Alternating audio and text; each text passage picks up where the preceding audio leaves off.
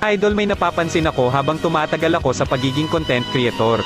Unti-unti kong na-realize na hindi dapat tayo mamilit na i-follow nila tayo or susuportahan tayo. Hindi dapat tayo magmamakaawa na i-follow tayo ng mga tao.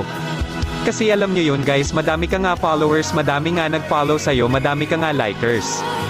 Pero di ba hindi mo ramdam yung saya kasi alam mo yun, pinalaw ka lang nila kasi nagmamakaawa ka na i-follow nila yung TikTok account mo, di ba? So ayun guys, habang tumatagal mas na-realize ko na kung dapat mas pahalagahan natin yung mga taong finalo tayo kasi masaya sila. Or napasaya natin sila sa videos natin kaya nag-follow sila. Tapos idol, pahalagahan natin kung ilan followers natin, mataas man or maliit.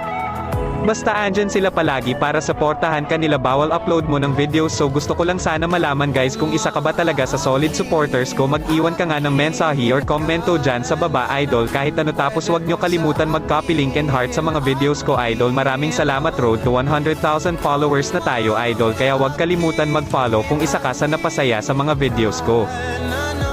Pwede bang sa akin